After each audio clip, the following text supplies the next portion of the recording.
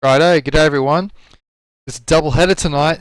If you tune in right now, we just came off our previous match with TN and Bears Brawlers.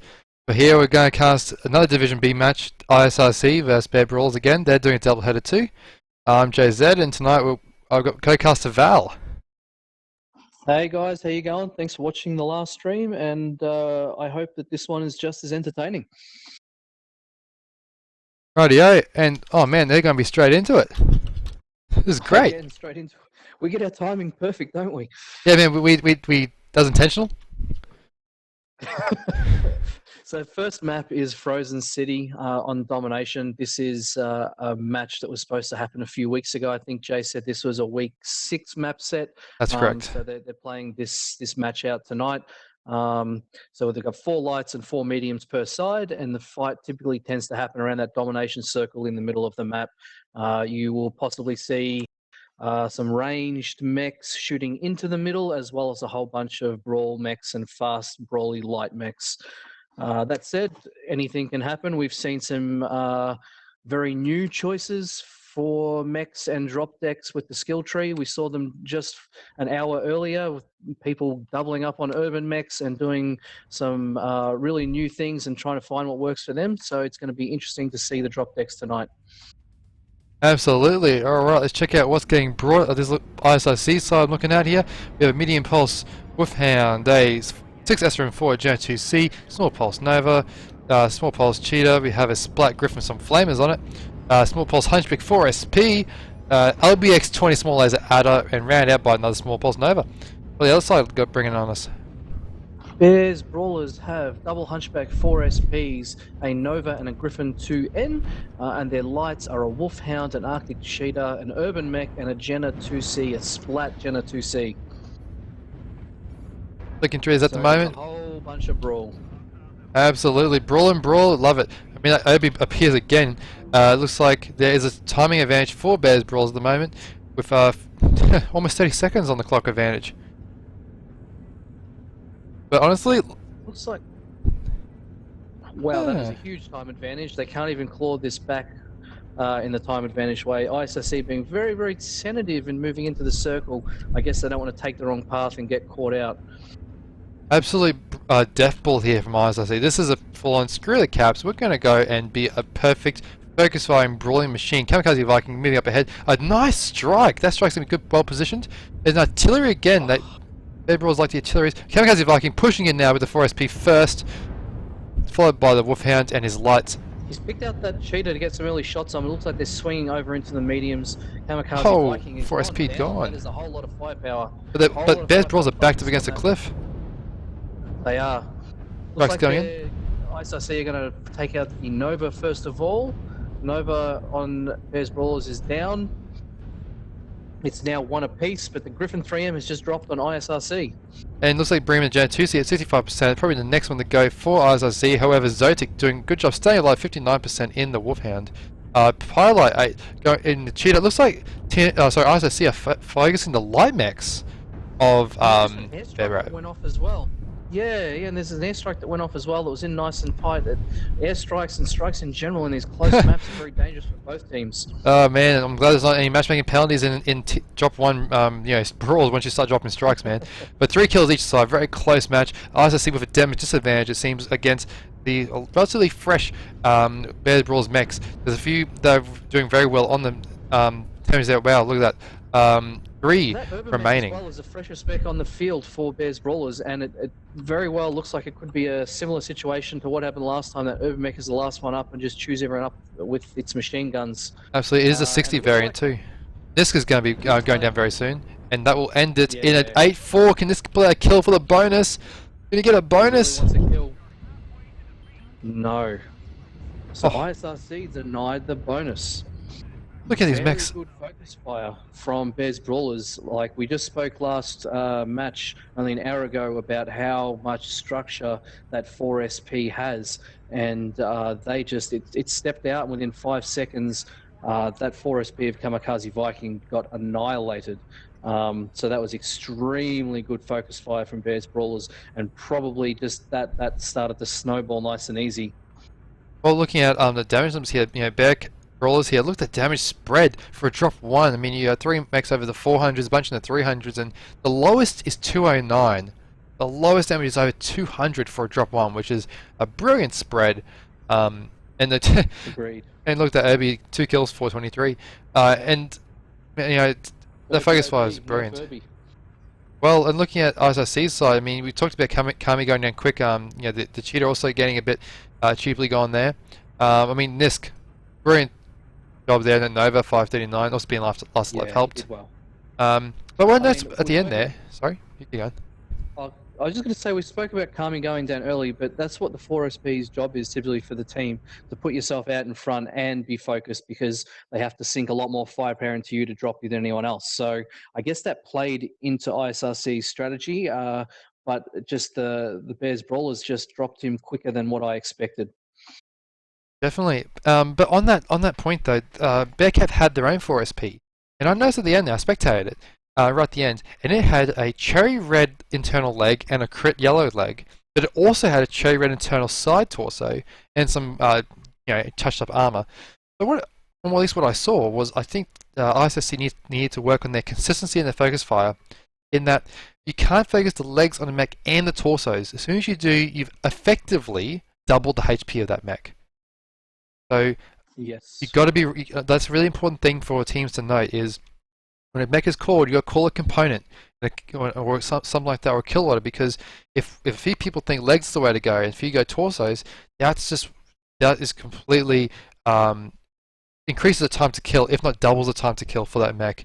And you only have a set amount of heat to dissipate when in a brawl. Brawl's all about your limited heat. And like Kami saying that the 4SPN, that is its job. That's right. That's great. And the reason it's good is because it raises the heat of the mechs that is pushing into. That said, we have double kill shots in the game now. Double kill shot 27s, I might add, if you get the skill trees upgraded for it. So, you can essentially have your whole team that's receiving delete a mech or two, if they have enough heat for the second one before the heat cap, punch the kill shot, and for the third mech, they're almost, they're down into the 30-40% heat range, ready to go again. So the structure brawling strat of throwing heavy structure into a brawl, into a like that, is probably negated slightly by the double kill shots on the field. Yeah, I kind of agree with that. That's a really clever insight. I mean, and just for people watching that aren't aware as well, we've spoken about the powerful strikes, and now we've spoken about powerful cool shots. If you're not sinking 11 points into your auxiliary tree to get double strike, double cool shot in just about every comp match, and probably if you really want to win, just about, and money is no object, in every pug match as well, 11 points in the auxiliary tree, in the skill tree, is probably the wisest amount of points you can spend, and will give you the biggest advantage in game over anything else in that tree, in my opinion. Absolutely. I mean, we got to think about these. I want to talk about consumers real quick. I think UAVs are definitely viable too, at least for the lights, or at least some of the fast mechs. Yeah, yep, absolutely. And you can stretch to a 5th consumable if you want to, as well. Like, you can put 15 points in, you get 5 consumables. Because, I mean, the kill shots and strikes both have a cooldown between using them. So once you hit a kill shot, I think it's about 30 seconds, 20 seconds, I think, between we can use the next one. That's 27 heat being dumped. So that increases damage, but it's also damage in an instant. Heat loss in an instant. And given how short matches are, particularly the brawling ones that drop 1, let's just say a 2-minute match, and a average mech dissipation rate of actually quite a reasonably cool running mech with a lot of heat sinks is about 3 heat per second. That's 9 seconds of cooling condensed into 1 instant. Now, when we're talking about a match or a fight that's a minute and a half of 90 seconds, that's essentially 10% of all the cooling your mech needs to do for a 90-second fight happens in 1 consumable.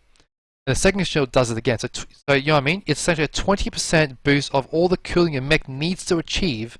So it's a damage output of a theoretical damage output increase of 20%, which is huge. And strikes are just straight damage. Absolutely. 165 per mech maximum, given 15 per component. Yes, but that's on the patch notes anyway, at least. Is that figure? So yeah, that's a huge amount. Mech as well. That's per mech, I've had some massive strikes where I've done 400 or 500 damage per strike, in a lot of the pug games that I was trying things out on. People tend to cluster a lot on platforms and things, and then when they get struck once, they don't realize to move, so you can strike them pretty much immediately again after the first one lands.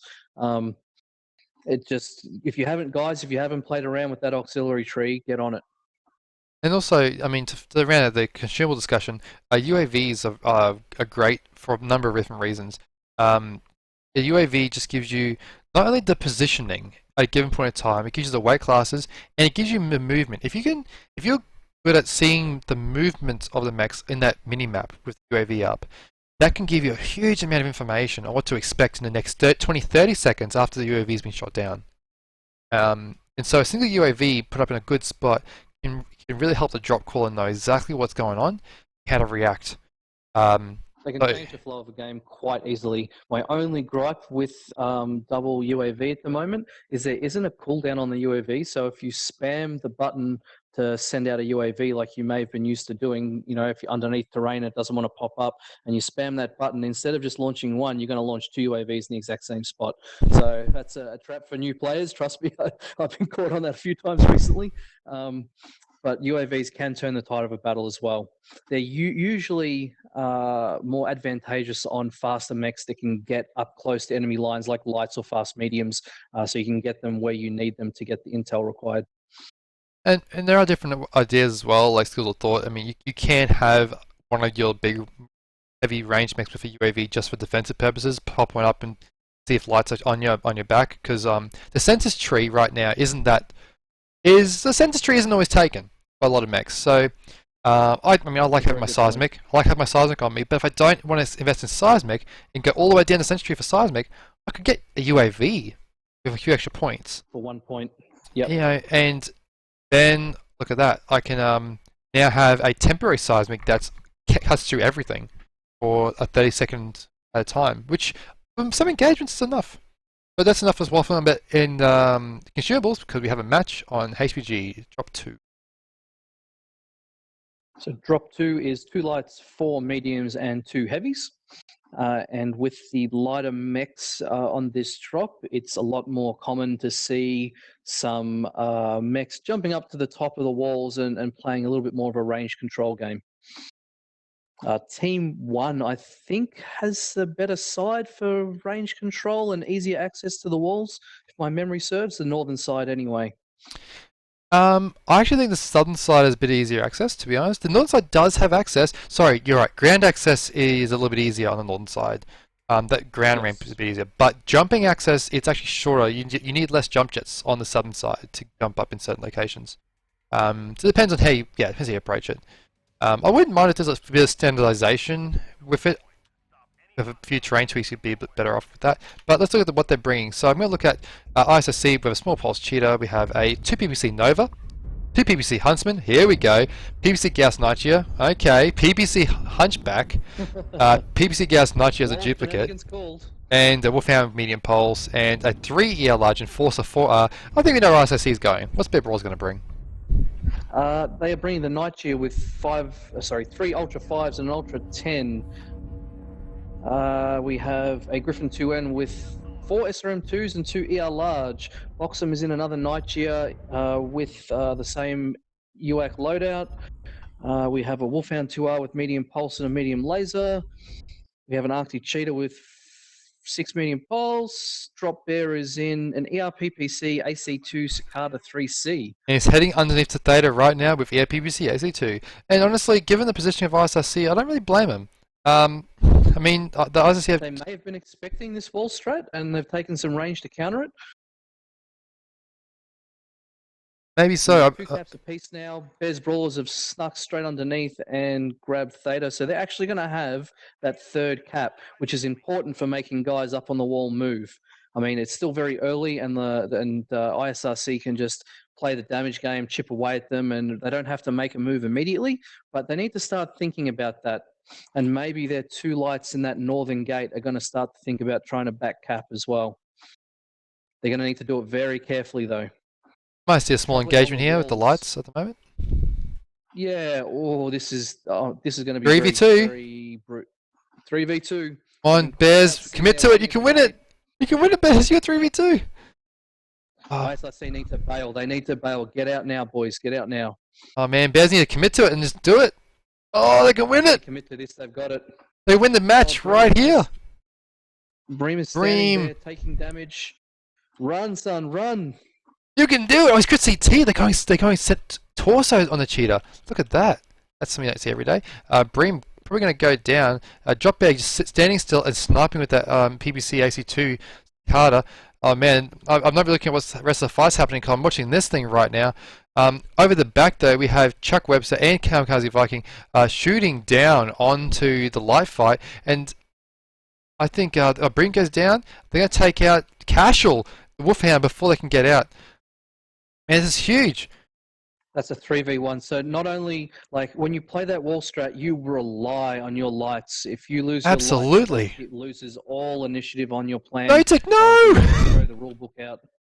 Oh man, he just opened up getting shot by a lot of big mechs from on top. The bear mechs, they just need to just hug the wall, get the light kill, and just hold on to most they can. Doing the right thing with the mechs on the wall. They were trying to support their lights. Their lights kind of ran too far away, and they're in a ditch and couldn't get as much support due to positioning as they probably would have liked to. Cashel's just dropped in the Wolfhound. Both lights are down. 2-0 now for Bears Brawlers, and now ISRC they've really got to get creative and make some plays now. If they want to win this game, that now they need to start making a play because they're very, very quickly going to lose some cap advantage. It looks like the Cicada 3C has been legged, so that mech is kind of out of the equation. It looks like maybe Chuck Weber will think about trying to finish him off.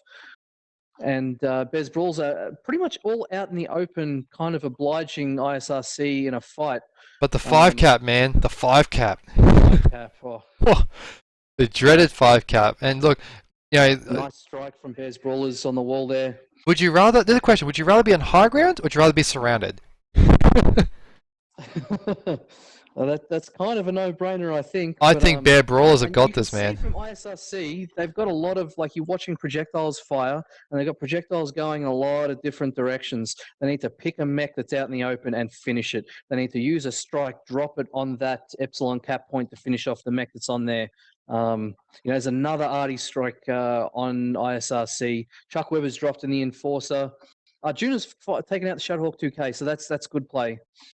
And they've got 1 kill. I think at this point they need to focus fire and just get what kills they can. Get some rep, boys. Get some rep. They got. I don't think this cat game is even possibly surmountable without lights, without an Enforcer, which is their medium.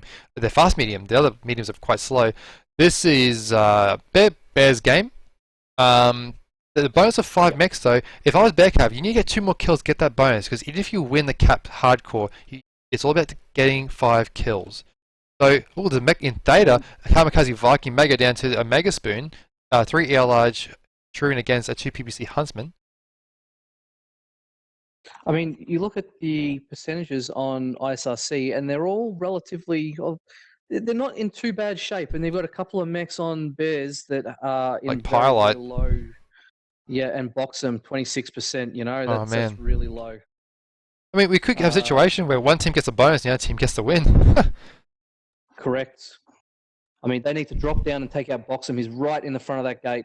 Arjuna's going to do it, and so is Nisk. So that's good. They're going to get that. This trading game here. Oh, and a Mega Spin because Kamikaze Viking on Theta. That is for all the game. Can either team get 1 more kill? That's a huge thing. Dragon Kindra's probably going to go. Yeah, I agree with that. Arjuna may go down to a Mega Spoon if he can get there in time. And the lights, I'm not sure. But they're around the outside. Mega Spoons might be able to get Crash Died. That's going to be difficult given his health. And Crash Died is fresh-ish. Arjuna's a much better target for him. But even then, and funnily enough, in terms of getting the bonus, the caps are actually so far in advance that the lights can't get back in time to get kills. That is... So that works out kind of okay for ISRC because they get 6 kills and a bonus. And Bears Brawlers get the win but no bonus, so it's at about 200 rep to 300 rep, give or take. I might be a little bit off with the math there, but if you're going to lose, that's not a horrible way. That's not the worst way you could lose. 4 kills, so 25 per kill, 50 per bonus means 100, 150, 250 points for Bears Brawlers of that match. and ISRC will get 150 plus a 50, and Bears Brawlers get 300 for the sorry, win, don't they? they get 100 for the win and 4 for the kill. Sorry, I mean that They won by is caps, which means it's it's just a 150. 300.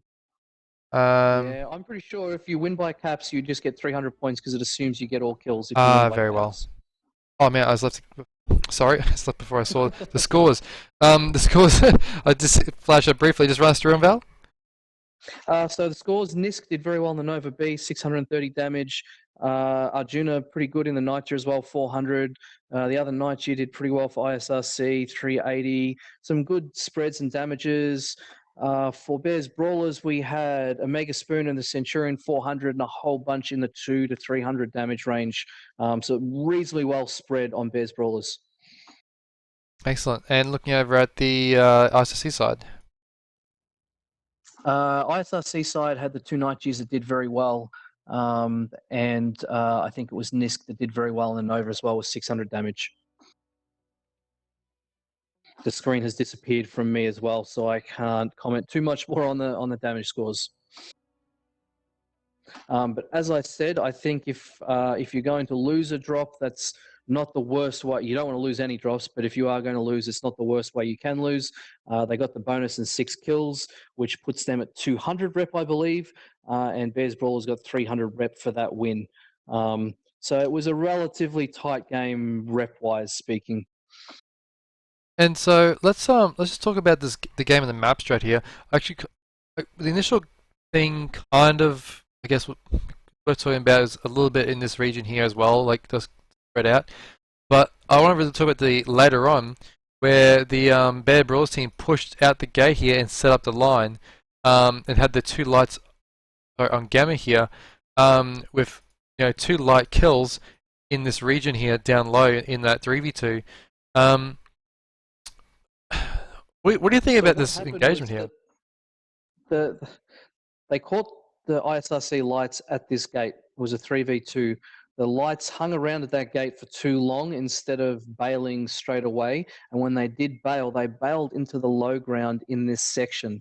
If they were just up on this ridge, which I'll do in white, they would have been able to get more support from their mechs, which are the blue dots up on that wall, which probably would have won and shifted the balance of power in that fight. But because they were trying to get away, and just where they got caught, they were caught off guard, and maybe panicked a little bit, didn't quite think as clearly as required there. They got caught in this section here and picked off somewhere around here. And it was a 3v2 that the rest of the team just couldn't support. That pretty much sealed the game for Bears Brawlers taking the win, because it meant no lights on the battlefield. The Bears Brawlers can run around with cap impunity, which we saw. They got their 5 cap going, and at that stage, ISRC need to switch to damage control mode and basically go for as many kills as they can. Absolutely. And one thing, this is just a minor, I think, suggestion for Bears Brawls there was their lights stayed on Gamma for most of the fight. They actually stayed on, I mean, I think they were trying to peek and poke that side, maybe. I'm not sure what the idea was. But if they ran their lights back into the fight earlier, or even through this gate, and actually got them to fight, to help their heavies on the ground there, they would have probably picked up that 5th, that extra kill for the bonus. A 5th kill for the bonus, man, is 75 more rep just from that one action. And potentially, an 8 kill. If 2 fresh lights, well, it's not, somewhat fresh. Actually, no, they were pretty reasonably fresh. Cicada took the hit for him, died. Yep. Yeah, I think that would have been a great move to just get another 100 rep. They could have got a full 100 rep more. 50 rep. 50, sorry? No, because they killed, 50, because they got the 300, which includes all 8 kills for the cap win. So they're basically getting 50 rep. Okay, 50 rep is 2 kills, and all of these drops, it's all just a matter of inches. 50 rep here, 50 rep there. Everything adds up. It's not about wins and losses. It's all about the reputation gain and reputation points. I guess that shows sometimes the level of refinement of teams when they've had a lot more experience in the MRBC comp setting. They're a little bit more aware of the of how reputation works and how important it is to try and squeeze out any bonus. Whereas you take a more casual team and teams that have players from lots of different units and maybe don't play as much competitive as some of the top teams, and they're a little bit less focused on rep. Oh, for sure. So the next map I'm pretty sure is Crimson Strait. And we move into still Conquest game mode. We move into Crimson Strait, and we have 185-ton assault mech, 4 heavies, and 3 mediums for this drop. So no lights on drop 3. Which can make scouting a little tricky with no lights, and you need to make some tougher decisions between running what Jay and what I also refer to as pseudo lights, which is lighter mediums that move very quickly, or running your heavier mediums that will do better in a fight. Oh, definitely. And this is huge. I mean, Crimson, Crimson as a map is. I'm gonna have to work my wording here. It's the most imbalanced map in the sense that it's asymmetrical. Like the Team 2 side has island and technically has sight lines on 4 caps from the island. Technically, by Epps, Data, Kappa, Sig. Practically, it doesn't quite work like that. And Team 1 not really starts with Gamma as their only home cap. But from both sides, there is a decent chance. Like, the results aren't as asymmetric or as imbalanced as one would think. One of the issues I think with Crimson is that you kind of get very much split by that massive mountain. I'm going to highlight in white. I guess you do have like I'm going to put in hidden detail because why not? The tunnel. Yeah, do a little top view, main view. Anyway. Which does add another little path, I guess, and the three-dimensional platform there. But what I think can often happen is Team 2 will get a Sig and a Kappa pretty easy. Team 1 will get Gamma and probably a rush to Epps, which is kind of okay for Team 1, but it's not really a Team 1 cap. Epps is not actually a Team 1 cap because, I mean, the rush distance for both teams is pretty similar. If you bring like a Viper or a Cicada or a very fast pseudo light, anyone's game. And Theta is, well, Theta, so.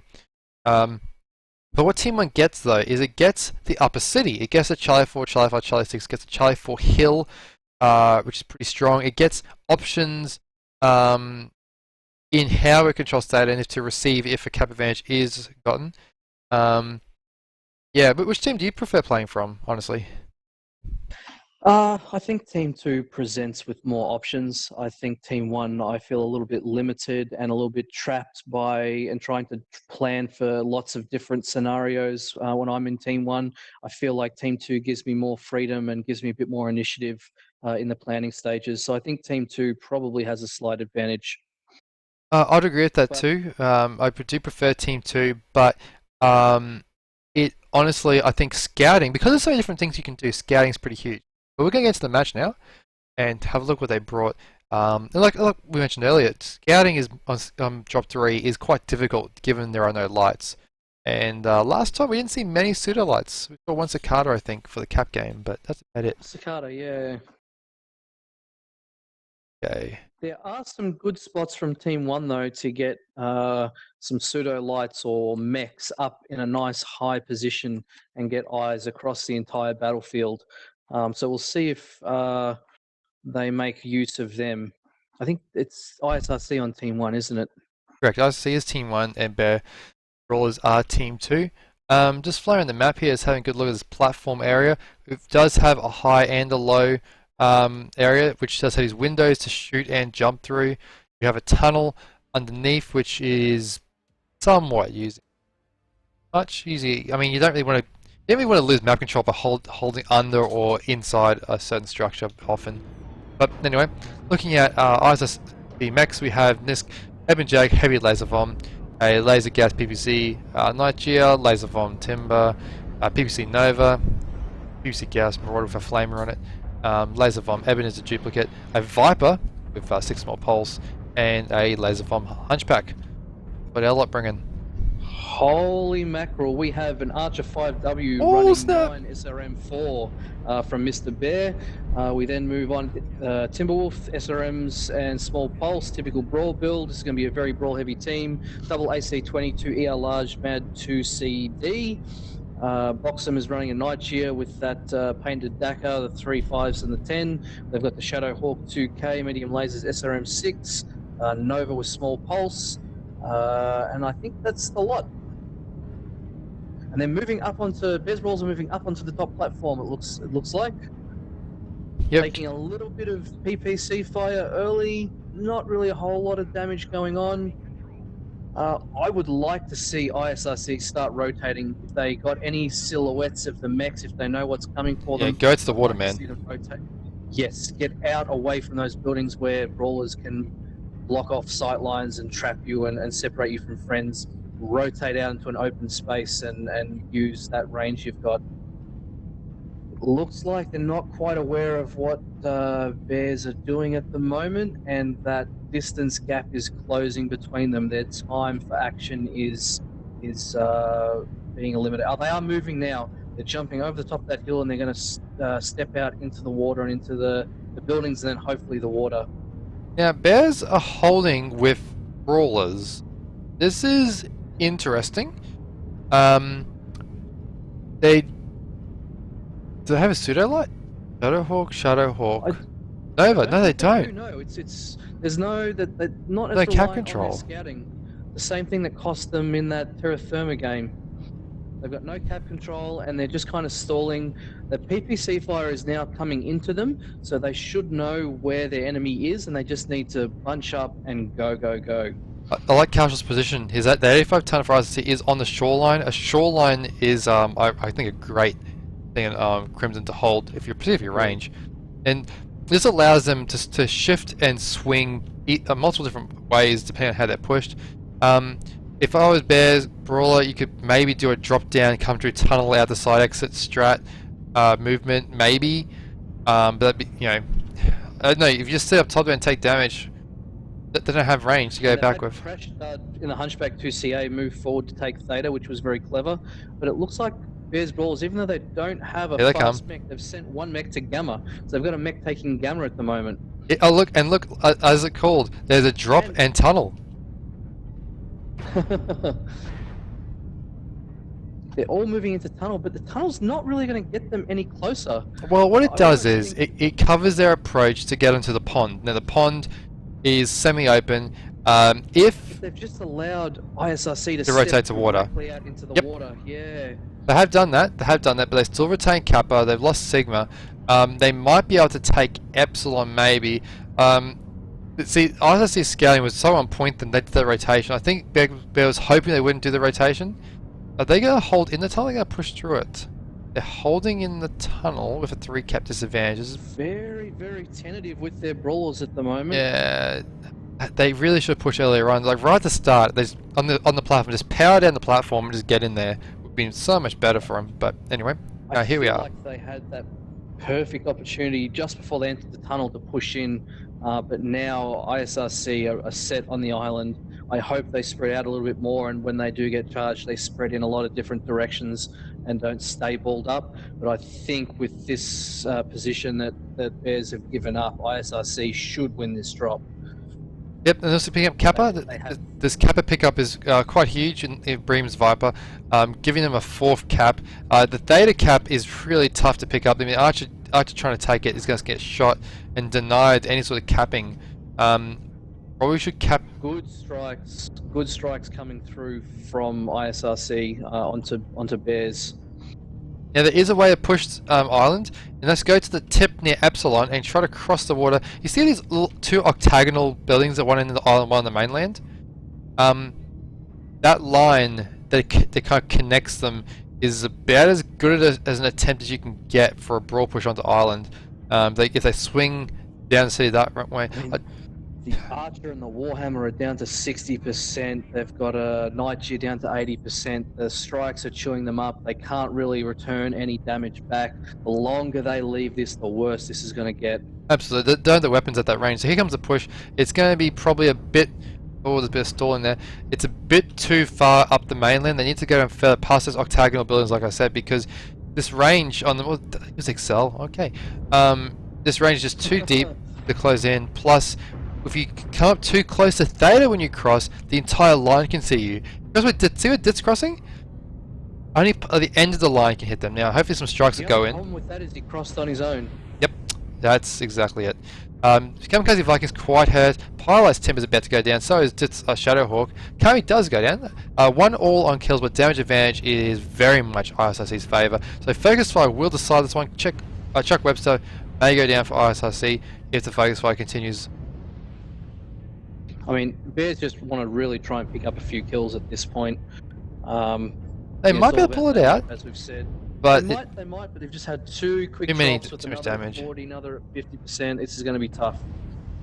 Very much so. There's too much damage taken early in the match.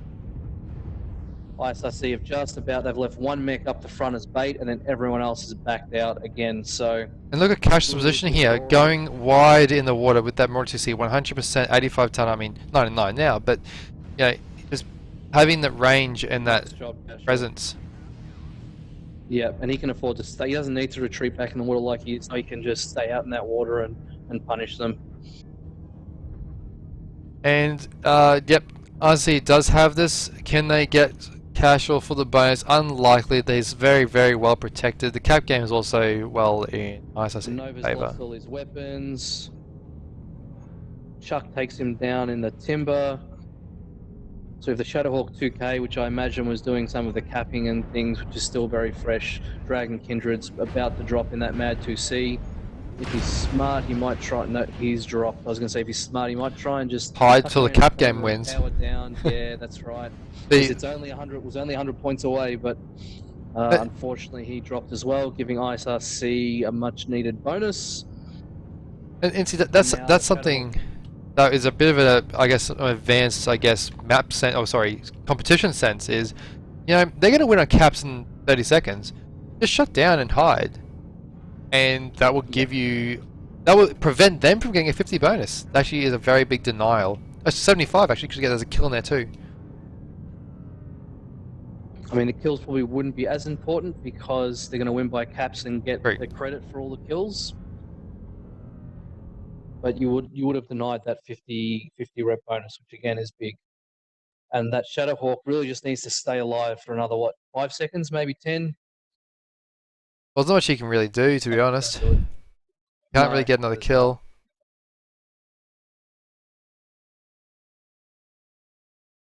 Very clever win by ISRC. Good movement, good rotation. Bears Brawlers stalling out a little bit probably didn't help them, but they did everything right in that match to win that game. That was some really good drop calling. I was looking at the drop here. I mean, Bream just capping the whole time. Zero and Nisk and Cashel doing very well over 600. So is a junior and the other Evans. So Evans and Mortar 2C, excellent scores there. Backed up well by the Nigis and Timber in the 3 to 400s. On the other side, Boxim again doing very well. 821 for him, huge scores. Although they're very, the Shadow 2K and Archer 5W didn't get a shot in at all, closing it across the water. There's another thing. The second match tonight, actually, the Bears, if they had just pushed much earlier on, with a bit more scouting, I think, a bit more cleanly, like the Terra Therma drop, it reminds me of. The Shadowhawk, the Archer dropped because he just was out first and died without getting a shot in. But they were using that Shadowhawk to run around and cap. That's why he got 0 damage. But if you're going to use a mech for that, take a medium mech that moves a lot faster. Like you saw ISRC taking the Viper. You can do it with an Ice Ferret. You can do it with a Cicada. You can do it with a number of other mechs. So there probably would have been better options for them in that respect as well. Absolutely. I mean, that's the Cicada. I mean, Bears did bring a Cicada to Canyon, drop 3 on the last game. I'm not sure why they didn't do it this time, but yeah, I think it was maybe a call of, hey, if there's going to be a fight at a cap point, may as well win the fight, because the Shadowhawk should win the fight at a cap point against the Cicada. However, getting between the cap points takes a lot of time, and And if the Cicada feels he's not going to win the fight, he's got the speed to bail as well. So even though you'll win a fight, you probably won't be able to engage in a fight. Let's look at the map shot real quick. I mean, we have initial firing line kind of set up around here for RSC. The Bears Bros team kind of moved up to the top of here and sat stationary on the platform, and that kind of happened for a while. The transition, I think, was really good by RSC. This is just a good drop calling, actually at play. So, you want to run us through the map here? Yeah, so the Bears brawlers up the top wasn't too bad because they weren't taking a lot of damage. I think they were just trying to get a sense of where the enemy was and what was going on. They did send that Shadowhawk out to try and get Gamma. Um, that's probably wasn't advisable or the best play they could have made because, as we've already discussed, the speed with the Shadowhawk, and they kind of dropped underneath. ISRC did see them up on the top, and they made an early rotation to sort of be a couple of mechs over here. They moved one up to get Theta the Hunchback. They had a couple of mechs in there and a mech up there. So they had seen Bears Brawlers on the top of the platform, and they were ready to rotate either way, depending on what happened with the Bears guys. They dropped underneath and went through the tunnel and pushed out into this pond area. But ISRC, having good vision from the mech up the top and the mechs down below, they saw what was going on. They took that as their perfect opportunity to rotate out to the island. And they sat lots of mechs out on this island. And there's a lot of open space from that island there to where Bears Brawlers were tucked in these buildings here. And they were very hesitant. Bears Brawlers didn't want to charge out into that open space, but it led to them just being getting airstrikes were hitting them, and they were just taking damage for no reason, and they were just getting whittled down. Eventually, they came to the conclusion they did need to push, and that push came, but it was a little bit disorganized. They'd lost the mech early in that push. I think they were sort of scratching their heads as the best way to approach it, and an ISRC, they had Casual step out into the water as well to get shots in that direction, and ISRC had a very commanding win. The drop calling and rotations were on point. There was Bream going around capping in the Viper as well, nullifying any caps that Shadowhawk 2K got. That was all going on in the background. We didn't comment too much on that in the actual match, but Bream did well, just going around nullifying the caps, keeping the caps in his team's favour. So even if the worst happened and the Brawlers got in and cleaned up his team, they probably still would have won that on caps anyway. All round a very, very smart and decisive section of play from ISRC. Good drop calling. Absolutely. And just so I'll wait for the next drop to be ready, I think drop calling is really interesting to talk about because different teams have different views on drop calling. I mean, you have I guess it's almost like a scale. Some teams are very rigid drop calling, where there's one drop caller. Everyone kind of plays the game, of course, pilots and mech, but all the macro calls are made by one person. Then you have the other extreme, which is there's like almost like a very fluid style where there's no real call. There's a lot of people just discussing what's right and what the right thing to do is. Val can probably give insight on his team. I mean, our team's choice is somewhere in the middle, but mostly drop caller centric. And I think what we saw from ISIC here is that either way, I'm not sure exactly how they're set up. I think they are slightly drop caller heavy. I'm not sure who the drop caller is. It might be Kami, because the Viking maybe. I don't know. I think it would be Kami, but I'm not 100% on that either. But what's really important to see is decisiveness. Is we have a firing line here. Okay, they moved, we go shoreline. Okay, they move, we go island, hold. Yes, send this one out. Throughout the matches we've seen tonight, there's obviously have been drop calling at play, but I think tonight this is one of the best examples of macro calls being made clearly and efficiently, and in a very, I guess hastily manner, because you can't delay these sort of things. Bears. Sometimes the third option of like you can make a right call, make a wrong call, or the third option is to do nothing. And sometimes, a lot of times, doing nothing is actually a lot worse than making a call and it being the wrong one. And I guess what Jay is meaning by macro calls is, I guess, general big picture over calls like rotate out here, turn your guns to this section. You're not trying to micromanage people's positions and who each individual is shooting at and which light is going for which cap, but just a big general broad sense of, okay guys, let's move to the island, let's rotate out here, let's focus fire on this target. Absolutely. So we're going into the match now on Caustic Valley. It is drop for 2 of each weight class. The mechs are going to be coming in pretty soon. But yeah, just on that thing of calling is, yeah, I think Bears have had a bit of hesitation in some of their movements and plays, but they seem to be standing still for a bit or unsure. The uncertainty is just gives timing windows that open up for the opposition team. So let's see how they go this time. I'm going to look at the mechs we have here. Oh, hello, ISRC. 2 Warhawk Cs, quite a large pulse each. Lovely, lovely mech. I enjoy playing that game. That mech, 2 a Night Cheetah with small lasers, SRMs, a Gas PVC Night Gear, a hot map, of course, a Viper 6 more pulse. Pseudo Light to bolster, of course. Another Knight. Yeah, and a Wolfhound. Hang on, I think I just tapped the wrong one. And an Eben, sorry. Yeah, just one Knight here. What's Bear Brawls bringing? Bears Brawlers have some interesting choices. They've got Mr. Bear is in a Kintaro 19 with some LRMs. They've got the Adder with an LB5 and those small lasers. They've got double Kodiaks, one with 5s and 10s, one with 4 10s. Shadowhawk 2K is a Brawler. They've got a Timberwolf and an Arctic Cheetah round out the rest of their choices.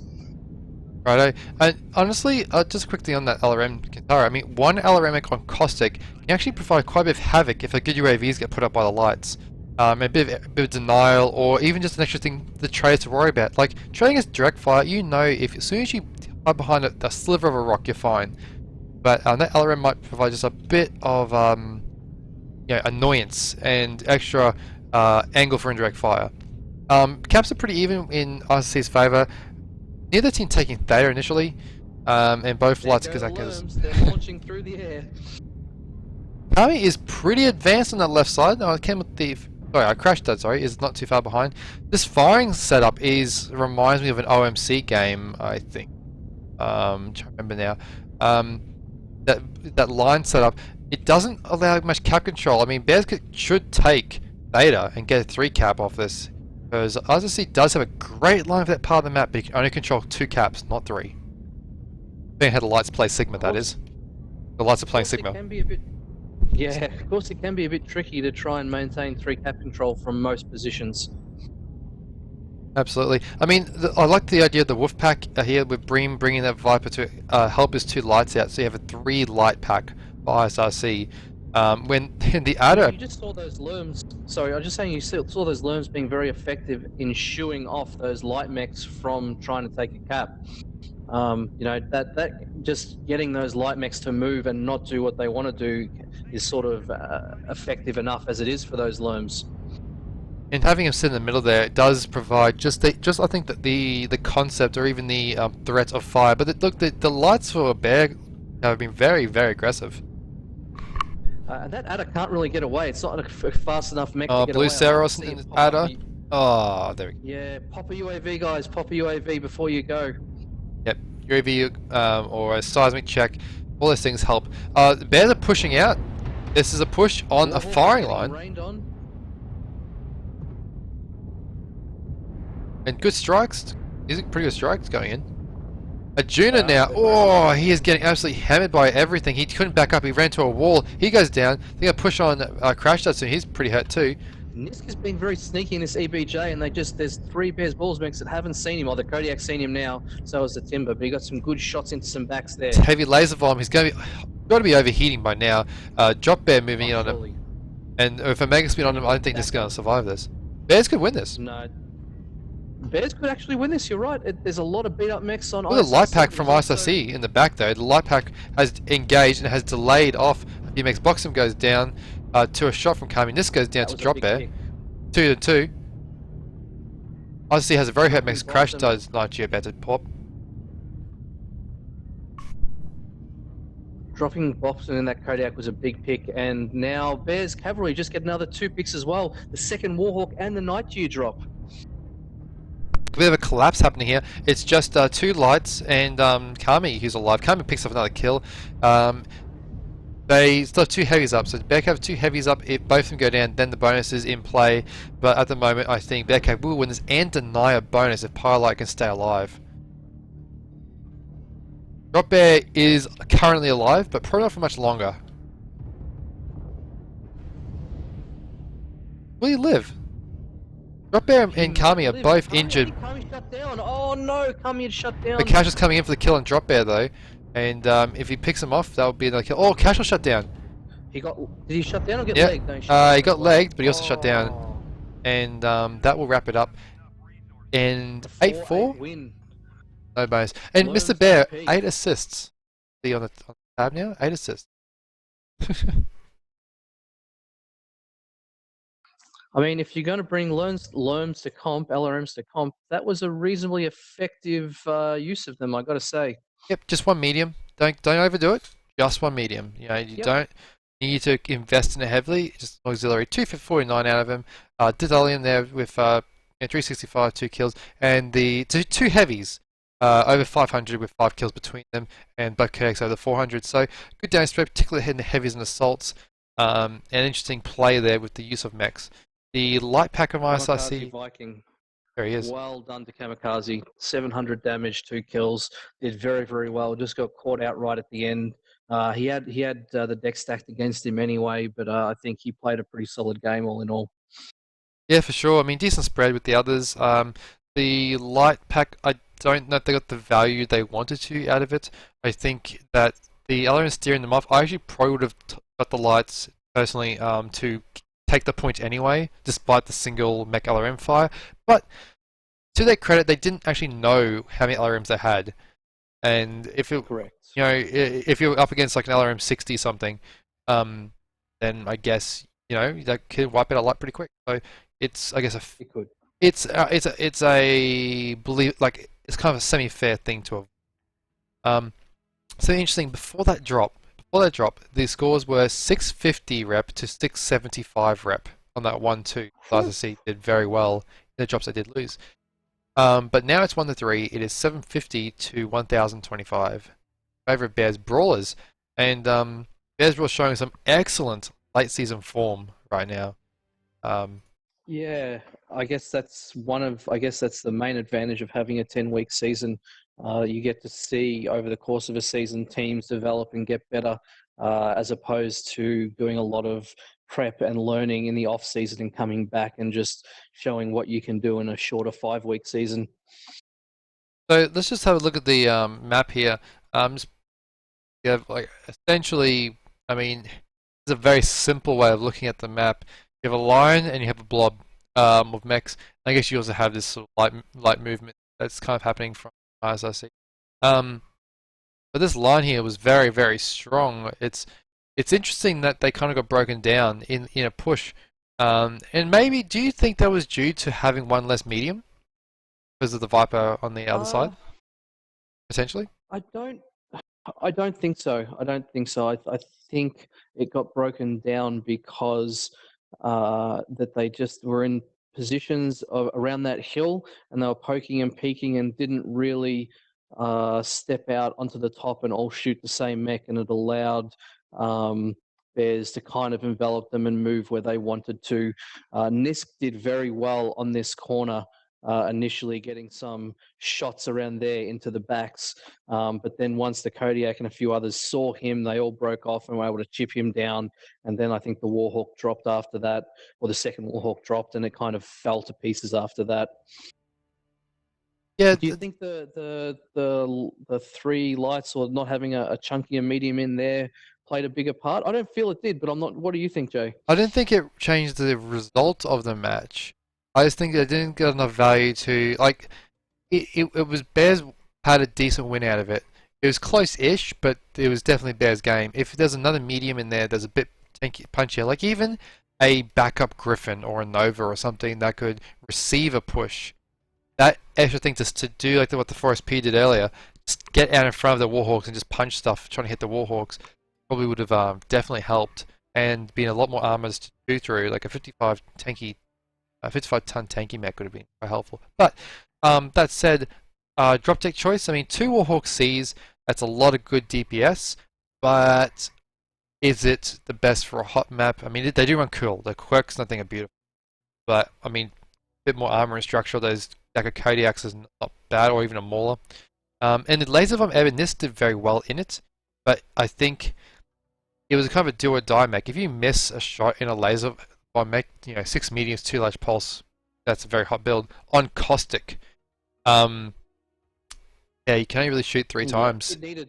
I feel like that laser vomit neck probably needed to be that EPG needed to be near the Warhawks, so that the Warhawks are doing DPS on the way in, and then this can get a few. It's 1 or 2 well-placed shots and finish mechs off. I think one Warhawk was over here, the first one to drop, and he started getting lurmed, maybe not expecting it, and kind of walked forward instead of maybe walking back behind, or maybe he was just literally caught out. We went to a rock, actually. He rest up to a rock and got stuck. Okay. Yeah, we rest up against a rock wall. Like, he missed the ramp.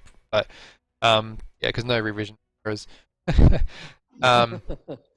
yeah, that's... But I think... the decision to duplicate the Warhawk was odd. The Warhawk does run pretty cool, and it does a lot of DPS, even on those hotter maps. You throw in the double cool shot. I don't think it's too bad a choice. I just think It's a great choice for one of the mechs, but would you rather duplicate the Night Gears on a hot map and then bring a traditional Dakar and a Warhawk, one of each? Quite possibly. You're probably right. Like duplicate, like Night Gears have right. heat negation as a quirk. So I mean, they're playing a very static position as well, so they could have even brought a slower, like a Kodiak that doesn't necessarily need to move very fast and just Dakar things down. There were probably were better mechs to duplicate instead of the Warhawk. And also on the Viper, I mean, the Viper 6 more pulse, not bad, but I mean, you also have machine well. Okay, so we are in drop 5 on Grim Plexus. Very interesting map this one. Drop 5 is 2 lights, 2 heavies, 4 assaults. A lot of tactical depth in this one. I know you guys actually have a very good set of strats. This.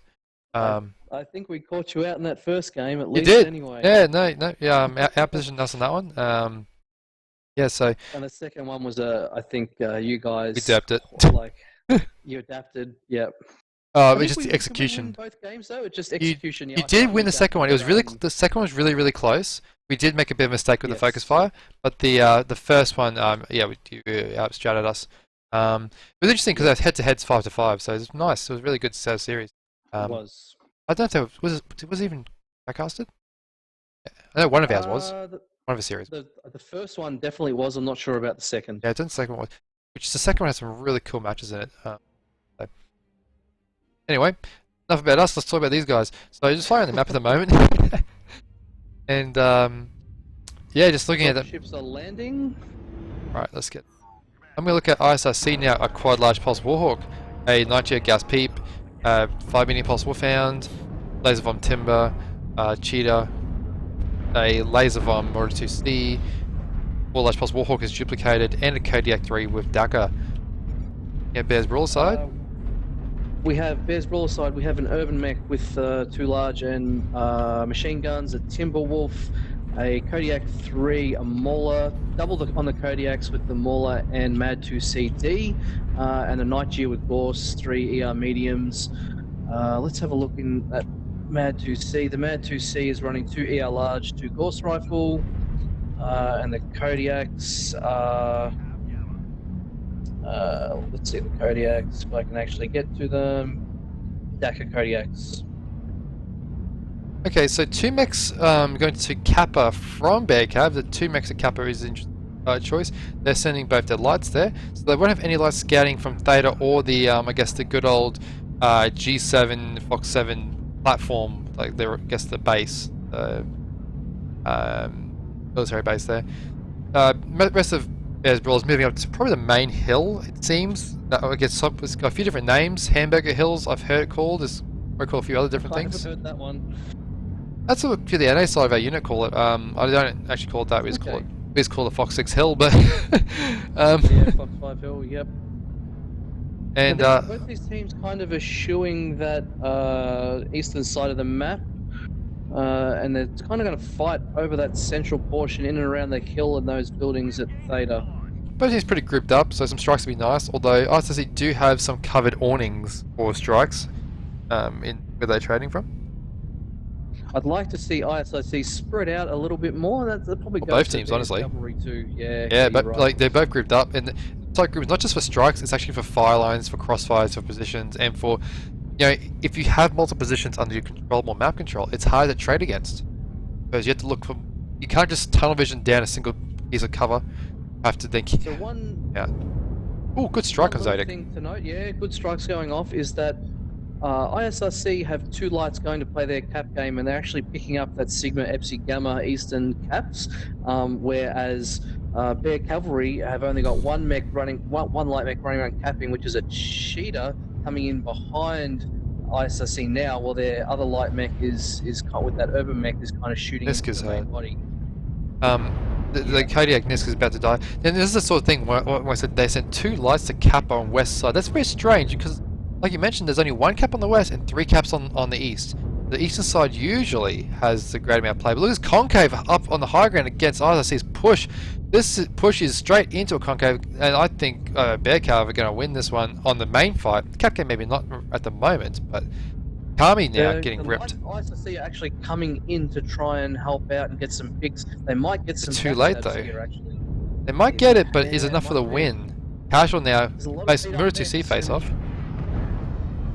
A lot of beat up mechs. Maybe they can get in there. No, they're not even trying to go for backs. They just run straight into the front arcs. Casual has legged his Marauder 2C. There's a bunch of hurt mechs on Bearcat, but it's all spread damage between them all. I mean, Bilson might go down in the Marauder 2C, but the rest make short work of a bunch of the team here. Casual 58%, Arjuna at 72%, but crit. Casual drops that 6 AC2 Mauler, but now the urban mech has got in with its 4 machine guns, starting to do some work as well. It's 4-1 on the kill count, and I think, you know, given that Bearcat have brought their other light back into the fight, it's just that one light over at Gamma that's capping, that it's really a 6-3 fight at the moment of the engagement. Juna's Warhawk probably going to go down pretty soon. Crashter goes down. And it's just Breams, really, with the weapons left on the field, once this Warhawk pops his right torso. Alright, Bream. Up to him now to carry the hopes and dreams. Only ISRC. 7 mechs left, mate. You can do it. Yep, well, Both it's left dual and- uncapped. He gets a kill. He did kill Drop Bear. That is nice, very good. nice. And that is it. Now he's got to stand on some squares and round it out 8-2. Very well done, So, what Bearcat. do you reckon? Sorry? Yeah, very well done, Bearcat. Very strong wins. Both games tonight, very strong wins. 4-1 apiece. What do you reckon the range is from Hamburger Hill to those buildings over on the side? You reckon it's what? 700, 600. It's not. It's probably. No, it's probably depends if you're staying like at the top center or if you're standing at the front. If you're staying top center, I'm gonna go with probably 800, 900, maybe. If you go from center to center of buildings to center of hill, it's probably 800. So the Clan Large Pulse on the Warhawk is perfectly viable for that range. Yeah, Please that's start what I was moving. getting at. Yeah. Yeah. I like It EL does have a larges big though. drop off though. Like its maximum damage is like nearly 700. Oh, box Then it him. drops off to nothing. Oof. That's 6 AC2 Mauler cleaning up. Now, 6 AC2s is a lovely build. So love that mech. And Boxham just brought the best out in it then. 11-21. He probably got a lot of KMDDs as well. And Churchman went around capping his thing. The Irby got in the fight with 331, 2 kills, which is actually really good considering he was capping for a fair bit at 2. Or at least harassing. And yeah, good backup from Drop Bear and the Timber. 645, the 2 top scorers dying for Bearcat. And looking for ISRC, decent spread-ish. I mean, Chuck Webster went down low, but he was capping for some of it. And where did Nist? Nist 104, yeah, he definitely got really sawn in half early on in that push. He didn't even get to the data in that one. No, he got picked out real early. There's not much you can do if they pick you as a focus target and you're pushing through open ground and you're a Kodiak, which means you're a big target. You got nowhere to hide and you just basically absorb firepower like a sponge. Absolutely. And yeah, this result tonight, I mean, look, ISRC did play well. There's I dropped 3, I think, was very, very well executed. That was a brilliant execution from ISRC. But 4-1. This is a 4-1 win for Bear Brawls again. The Bear Brawls are back-to-back, a double-header tonight, and won them both 4-1. And given the ISRC a favourite still, even despite this result, to win the division, Bears Brawls taking the divisional leaders out 4-1 is huge. I mean, that I don't know if that's enough because that puts them at 9 games played, and their rep is probably going to be up at around 10K ish now with their 2 wins. But ISRC now with 8 games played is probably sitting at about 10.8k, maybe 11k. So it possibly could, Bears Brawlers could steal it and end up being on top of this division, but I think ISRC's Not lead of quite. it's just a little bit too big. But Bears It Brawlers is, have yeah. probably put themselves in a position for second place, so well done to them. They have indeed. I mean, it depends how Clan Crossfire goes in there last week. Clan Crossfire have a very strong week, and Bear Brawler's one remaining match isn't so strong. That's a swap up between second and third there. Tier 9, no, Yeah, sorry, you're the right. top 4 is actually all in running. I mean, ISRC, I don't, like I said, I don't think ISRC is not going to be front runners in the division, but a 4-1 win over the front runners just a testament to Bear Brawlers tonight on their performance in the later half of the season. I mean, the early part of the season was a bit Absolutely. shaky, but later on they're on fire. I mean, if ISRC in their last two games sort of crap the sheets, it puts that first position up for grabs. So ISRC really need to lift their game and make sure they don't slip at all, and get some good solid wins. They don't have to win every drop from here on out, but they need to win the majority of them. Um, and they should be reasonably comfortable in first. But it's still, you're right, in those top four, it's still anyone's game. Yeah, actually quite. If you look at the numbers and how many matches haven't been played, like Crossfire's had a pretty good season so far, decent-ish. They can be overtaken by a few of them, but yeah, there's the exact ordering is I have no idea. Other than obviously probably leading it. Tier 9 had a 4-1 loss tonight against Bear Brawls, which you just casted. So their second place thing is a bit shakier now. Um, Yes. and Bears are on a strong path to that second place actually, um, with a really good lead catching up on Clan Crossfire there, potentially overtaking them, maybe not quite overtaking them tonight. But final rep score, we'll go over it. 800 for ISIC and 1375 for Bears Brawl. Well done to both teams, but especially well done to Bears Brawlers. That was a very, very solid night of play from them. I think there's some things they can take away from these matches and even the cast tonight and improve on little bits and pieces. But 4-1 wins over the probably top two or three teams in the division. Really, really solid effort. They should be happy with themselves and doing it in a double header back to back, no less.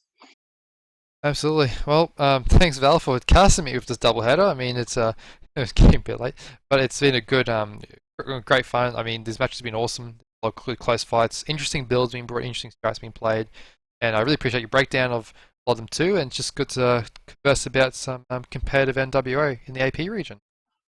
Yeah, man, absolutely. I really enjoyed the games tonight. It was good fun casting. Happy to do it anytime, and hopefully we can do it again before the season's out. Righto. So, as most of the viewers know, MRBC season been going for ages. Season 9. There's a website, there's a Discord. There's competitive play section of the main forums. They're all very easily available from all manner of different sources. In fact, even below this Twitch channel, down below this, there's all the links to all that stuff. And yeah, we'll see you next time. There's plenty more matches to cast, and have a good one. Thanks, guys. Peace out.